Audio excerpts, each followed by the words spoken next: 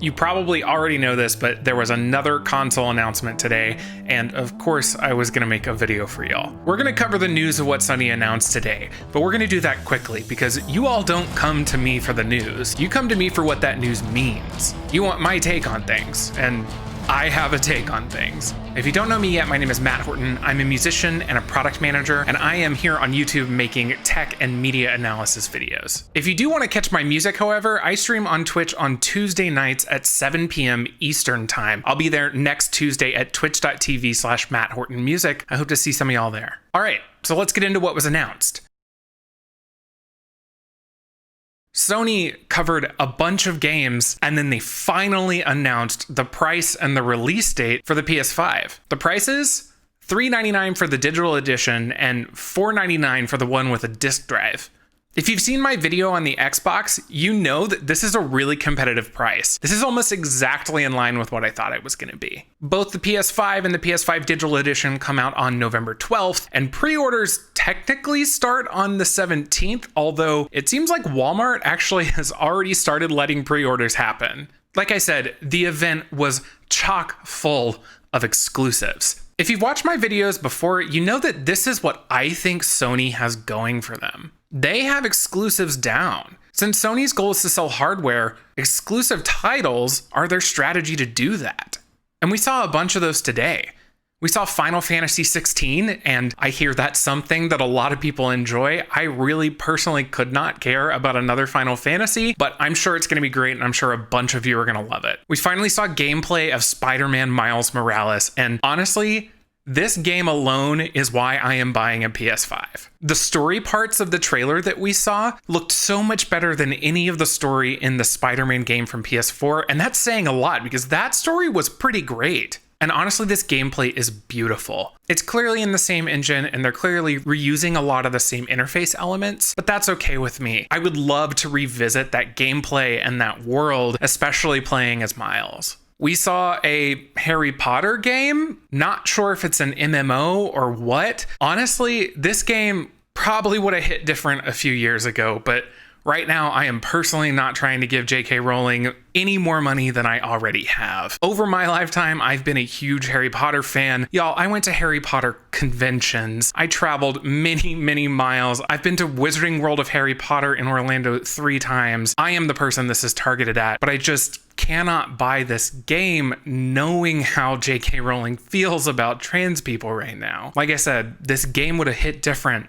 a few years ago. We saw the first look at gameplay from the Demon's Souls remake, and again, I've personally never played a Souls game. I hear they're really great, but nothing in this gameplay trailer made me want to play a Souls game. I'm sure that y'all will enjoy it. I'm sure it'll be great, just not for me. Something that absolutely is for me was the God of War Ragnarok teaser at the end of the event. That said, I actually never did play the God of War reboot. I played a lot of the original games, including the one that was on the PSP, and I've been meaning to play the God of War reboot. And actually, one of the announcements that we saw in the event today may let me do that. Today, Sony announced the PS Plus collection. It's a set of PS4 games that they say defined the PS4. They're providing these games to PS Plus subscribers as an added benefit for no extra cost to their subscription. Now, a lot of these games have been a part of PS Plus before. They're just becoming a part of a library that any PS Plus subscriber can play anytime now. This list includes Batman Arkham Knight, Fallout 4, the original God of War, Monster Hunter World, The Last Guardian, Uncharted 4. There's a bunch of really great games in here. When people saw this news, the instinct was to compare PS Plus collection to Xbox Game Pass. And I understand that, but I think it's the wrong comparison. Let's look at what PS Plus offers today. The primary benefit of PS Plus is online multiplayer. You also get 2 free PS4 games every month, as well as access to discounts. Now, this service is extremely comparable to Xbox Live Gold, which gets you online multiplayer on Xbox, a set of free Xbox games every month, and a set of deals on games every month. Now, Sony is adding this collection of games as an added benefit to their version of that service. There's no word on whether they might expand this collection in the future, but this group of games is pretty solid. To me, the comparison to Xbox Game Pass falls apart because Xbox Game Pass subscribers get new Xbox Game Studios games the day they're released. That is a huge benefit, and you don't get that with PS Plus. You don't even get that with a more comparable service, PS Now. A lot of you have brought up PS Now. I actually talked about it in my last video because you've brought it up so much. PS Now actually has about 3 times the number of games as Xbox Game Pass, but what it doesn't have is games from Sony on day one. I'm really interested to know why Sony does not push PlayStation Now any harder than they do. If they did, and if they made it more attractive, Microsoft wouldn't have such a foothold in the software and services revenue competition. When we're comparing PS Plus to Xbox Live Gold, I think PS Plus wins out here. PS Plus Collection is really awesome, and it really is the benefit that makes PS Plus better than Xbox Live Gold. But when we compare Xbox Game Pass to PS Now, I think Xbox Game Pass Ultimate is the subscription that wins out for 2 reasons. It includes Xbox Live Gold, and it also includes Microsoft first-party games the day they're released. So really, there's 3 questions I think you should ask yourself when you're trying to decide how you're going to play games over the next few years. What games do you want to play? Do you want those games the day they come out? And do you want to pay for those games individually? And with that in mind, let's talk about pricing. Now, pricing on the PS5, I think it's perfect. It's exactly in line with what I expected. If we consider the PS5 with the disk drive, the base version, at $499, that seems exactly right. But then if we look at the digital edition, as $100 cheaper, that disk drive was not worth $100. I think this is them taking a little bit lower margins, or maybe even a loss on the digital edition. You could look at it from the other angle. You could say that the PS5 digital edition is the base model, and that the one with the disk drive is $100 more. So you might see it as a little bit of a ripoff. I think either way is fine, but I still think the pricing is perfect no matter which way you look at it, especially from a business angle. When you're comparing this to the Xbox Series S and Xbox Series X, this was the right decision on the part of Sony. But games pricing is another deal entirely. And I don't want to blame Sony for this necessarily, though they are taking part. But games sure do look like they're going to cost $70 this generation.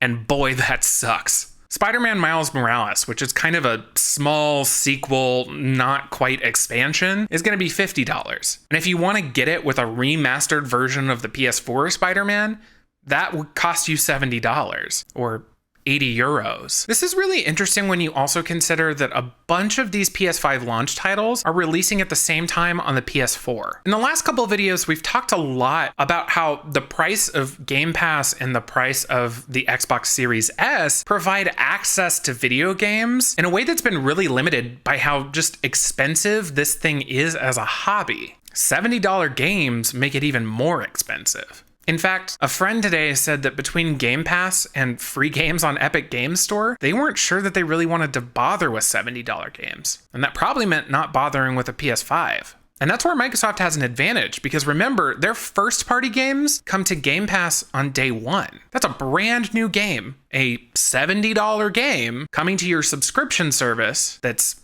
$10 or $15 a month, the same day it comes out for everybody else. And again, you have PS Now, and you have the PS Plus collection, but you're not going to see Spider-Man Miles Morales or Demon's Souls on those services for a while. But ultimately, I don't think it matters. I think that the people who buy PlayStation know that they're going to spend that money. I'm going to spend that money. I'm planning on it. In fact, I was looking at pre-order links earlier today. If you want to play at all, I think the right move is probably a PS5 digital edition and an Xbox Game Pass Ultimate subscription. If you like, you could get a Series S just to make sure that you have the hardware, but you might not need it. Really, a PC and an Android device might be just fine. But hell, with the lack of launch titles on the Series S and the Series X, you might be okay even with an Xbox One S or One X. But what's clear to me, no matter what, is that Sony's gonna sell a hell of a lot of consoles. And if I can find one, they're gonna sell one to me too.